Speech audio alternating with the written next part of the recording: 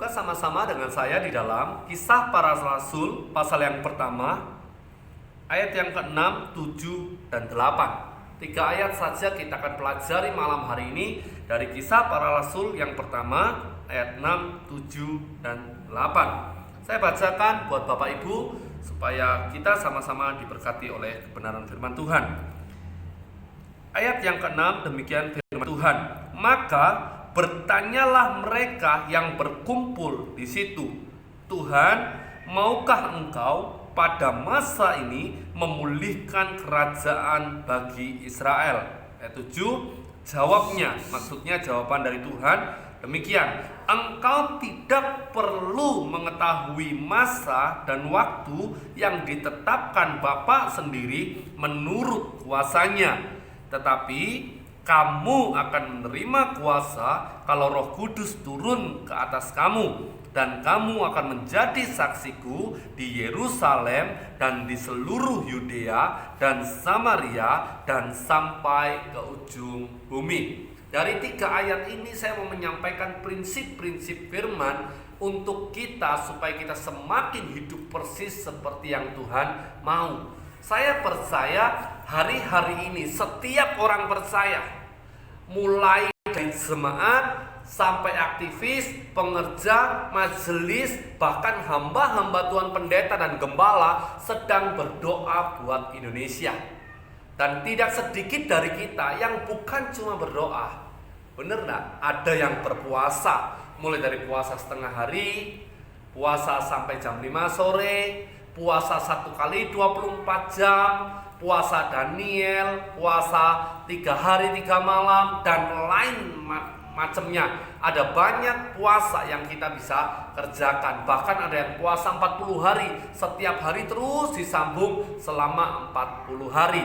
Namun apapun itu puasa yang kita lakukan, apapun doa yang kita panjatkan, intinya satu, supaya Indonesia dipulihkan, pandemi COVID-19 segera selesai, dan segala sesuatu kembali berjalan seperti semula, bahkan bisa lebih baik dari sebelumnya. Bener gak?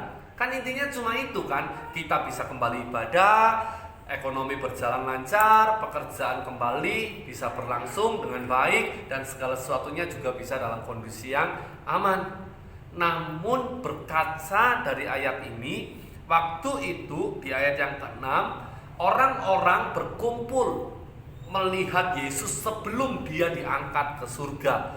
Dan waktu itu ada kesempatan untuk mereka bertanya kepada Yesus. Mereka sudah percaya Yesus itu Tuhan karena sudah bangkit dari kematian dan menjelang pengangkatan ke surga. Mereka sudah banyak melihat keajaiban dan keilahian Yesus. Dan di situ mereka bertanya, sama seperti pertanyaan kita pada saat ini. Pertanyaannya seperti, Tuhan, maukah Engkau pada masa ini memulihkan kerajaan bagi Israel? Kalau kita bertanyanya gini, Tuhan, maukah Engkau memulihkan bangsa kami?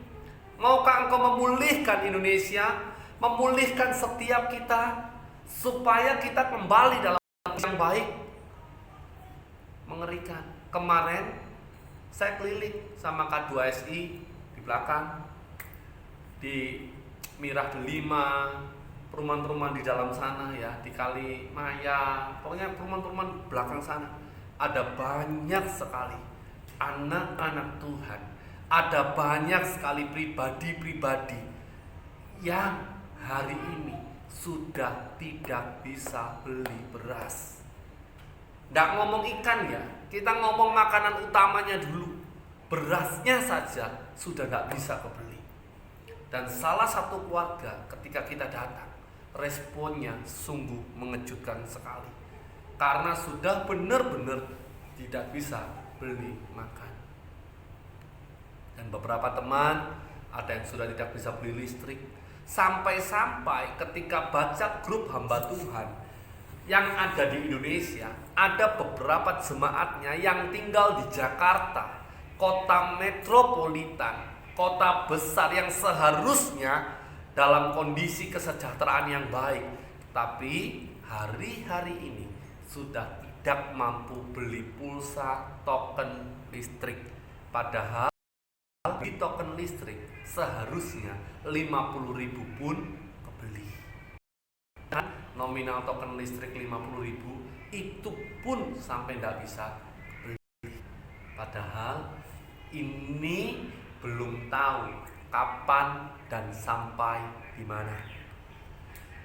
Pertanyaan yang sama kita ajukan kepada Tuhan, maukah Engkau memulihkan bangsa ini dan kapan waktunya? Waktu saya menemukan ayat ini, ketika saya berdoa, ketika saya teduh, Tuhan cuma sampaikan, anakku, engkau tidak perlu tahu kapan masa dan waktunya, sama seperti ayat yang ke-7. Demikian firman Tuhan jawabnya, engkau tidak perlu tahu, mengetahui masa dan waktu yang ditetapkan Bapa sendiri menurut kuasanya. Tidak perlu tahu. Bangsamu Indonesia tetap dalam kendaliku. Bangsamu Indonesia tetap dalam rencana dan rancanganku, kata Tuhan.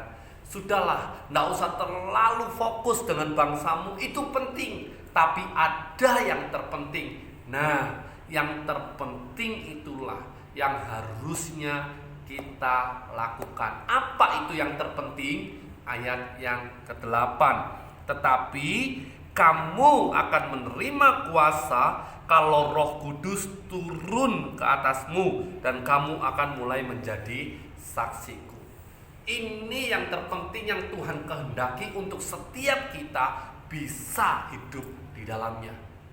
Sekarang terang-terangan ya, selama kita tidak ibadah live streaming, berapa banyak dari kita yang sudah mulai jauh dari Tuhan? Itu yang gembala-gembala khawatirkan. Dan tahukah engkau, itu yang menjadi khawatir utama dari Yesus Kristus. Makanya dia bertanya di dalam Lukas, masih adakah iman ketika aku nanti datang lagi kali yang kedua? Yesus yang bertanya, bukan saya, bukan gembala-gembala dan pendeta-pendeta, tapi Yesus yang masih adakah iman ketika aku datang lagi kedua kali? Repot, tantangan banyak, kebutuhan mendesak, hidup mencekam, kemana-mana dibatasi, uang kosong, ibadah sulit. Klop wis. Kalau engkau tidak menjaga dirimu penuh Roh Kudus, tidak menjaga hidupmu dekat dengan Tuhan, raut muka saja sudah beda. Ingat tidak, saya sering kali ngomong, lihat sebelahmu, kalau dari mukanya hidup segan, mati tak mau, berarti dia lagi jauh dari Tuhan.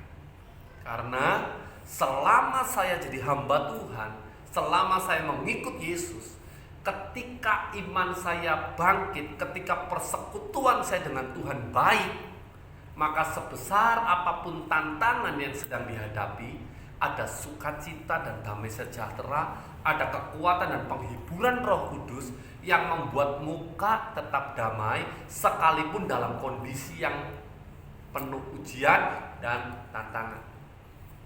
Sekarang coba lihat dulu kanan kiri gimana mukanya. Tidak usah dihakimi, lihat saja, kelihatan kok.